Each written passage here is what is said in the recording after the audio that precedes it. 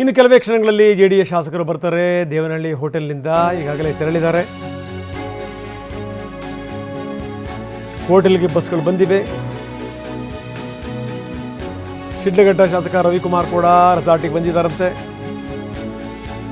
ಶಾಸಕರನ್ನ ಕರ್ಕೊಂಬರ್ಲಿಕ್ಕೇನೆ ರವಿಕುಮಾರ್ ಹೋಗಿದ್ದಾರೆ. ಆ ದೃಶ್ಯಾವಳಿಗಳನ್ನು ನಾವು ನಿಮಗೆ ತೋರಿಸ್ತಾ ಇದ್ದೀವಿ. JDS ಶಾಸಕರು ಕೂಡ ಈಗಾಗಲೇ ಹೊರಟಿದ್ದಾರೆ.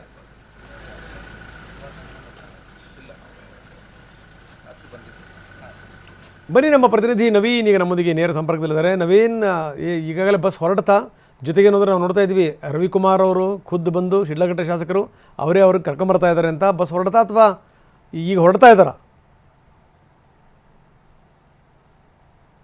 ರಂಗನಾಥ್, ಖಂಡಿತ ಸಹ ರಾತ್ರಿಯಿಂದಲೂ ಸಹ ಏನೊಂದು ಜೇಡೋಳು ಮ್ಯಾರಿಟಲ್ಲಿ ವಾಸ್ತವ್ಯವಿಡುತ್ತ JDS ಶಾಸಕರು ಇನ್ನೂ ಸಹ ಈಗ ಸದ್ಯಕ್ಕೆ ಹೋಟೆಲ್ನಲ್ಲೇ ಇದ್ದಾರೆ. ಇನ್ನು ಕೆಲವೇ ನಿಮಿಷಗಳಲ್ಲಿ ಇಲ್ಲಿಂದ ಹೊರಡ್ತಾರೆ. ಇದೀಗ ನಾವು ದೃಶ್ಯಗಳಲ್ಲೂ ಸಹ ನೋಡ್ತಾ ಹೋಗ್ಬೋದು. ಏನೊಂದು JW ಮ್ಯಾರಿಟ್ನ ಹೋಟೆಲ್ನಲ್ಲಿ ಈಗಾಗಲೇ ಬಸ್ ಸಹ ಬಂದಿರತಕ್ಕಂಥದ್ದು. ಇವರನ್ನು ಪ್ರಮುಖವಾಗಿ ಏನು ಶಿಡ್ಲಘಟ್ಟ ಶಾಸಕ ರವಿಕುಮಾರ್ ಅವ್ರ ನೇತೃತ್ವದಲ್ಲಿ ಇಲ್ಲಿಂದ ಹೊರಡ್ತಾರೆ ಅಂತಕ್ಕಂಥ ಮಾಹಿತಿಗಳು ಸಿಗ್ತಾ ಇರೋದು. ಈಗ ಅವರು ಸಹ ಒಳಗಡೆ ತಿಂಡಿಯನ್ನು ಮಾಡಿಕೊಂಡು ಹೊರಡೋದಕ್ಕೆ ಸಿದ್ಧ ಆಗ್ತಿದ್ದಾರೆ. ರಾತ್ರಿ 11 ಗಂಟೆಯವರೆಗೂ ಸಹ ಕುಮಾರಸ್ವಾಮಿ ಅವರು ಖುದ್ದಾಗಿ ಅವರು ಎಲ್ಲವನ್ನು ಹೇಳಿ ಏನೊಂದು ಮತವನ್ನು ಯಾವ ರೀತಿ ಚಲಾವಣೆ ಮಾಡಬೇಕು, ಮೊದಲ ಪ್ರಶ್ನೆ ಎರಡನೇ ಪ್ರಶ್ನೆ ಎಲ್ಲ ಆ ಮತಗಳ ಬಗ್ಗೆ ಎಲ್ಲ ಸಹ ಒಂದು ಸಂಪೂರ್ಣ ಮಾಹಿತಿಯನ್ನು ಕೊಟ್ಟಿದ್ದಾರೆ. ಜೊತೆಗೆ ಇದೀಗ ರಾತ್ರಿ ಕುಮಾರಸ್ವಾಮಿ ಅವರ ಜೊತೆ ತೆರಳಿದಂಥ ರವಿಕುಮಾರ್ ಅನ್ನು ವಾಪಸ್ ಈಗ ಹೋಟೆಲ್ಗೆ ಕಳಿಸಿರ್ತಕ್ಕಂಥದ್ದು. ಇಲ್ಲಿಂದ ಏನೋ ಒಂದು ಕೆಲವರು ಕಾರ್ನಲ್ಲಿ ಹೋಗ್ಬೇಕಾ ಬಸ್ನಲ್ಲಿ ಹೋಗ್ಬೇಕಾ ಅಂತ ಒಂದು ಗೊಂದಲ ಸಹ ಅವರಲ್ಲಿ ಮೂಡಿತು. ಹೀಗಾಗಿ ಒಂದು ಬಸ್ಸನ್ನು ಸಹ ಈಗಾಗಲೇ ಇಲ್ಲಿ ಕಳಿಸ್ಕೊಡ್ಲಾಗಿದೆ. ಈಗ ಕೇವಲ 11 ಜನ ಶಾಸಕರು ಇಲ್ಲಿದ್ದಾರೆ. ಉಳಿದಂಥವರು ರಾತ್ರಿ ಕುಮಾರಸ್ವಾಮಿ ಅವರ ಜೊತೆಯಲ್ಲಿ ಹೋಗಿ ಸಿಟಿಯಲ್ಲೇ ಉಳ್ಕೊಂಡಿದ್ದಾರೆ. ಹೀಗಾಗಿ ಈ 11 ಜನ ಶಾಸಕರನ್ನ ಏನು ಶಿಡ್ಲಘಟ್ಟ ಶಾಸಕರಿಂದ ರವಿಕುಮಾರ್ ಅವರು ಕರೆದುಕೊಂಡು ಹೋಗ್ತಾರೆ. ಈಗಾಗಲೇ ತಿಂಡಿಯನ್ನು ಸಹ ಮಾಡ್ಕೊಂಡಿದ್ದಾರೆ. ಇನ್ನೊಂದು ಕೆಲವೇ ಹೊತ್ತಿನಲ್ಲಿ ಇದೀಗ ಇಲ್ಲಿಂದ ನೇರವಾಗಿ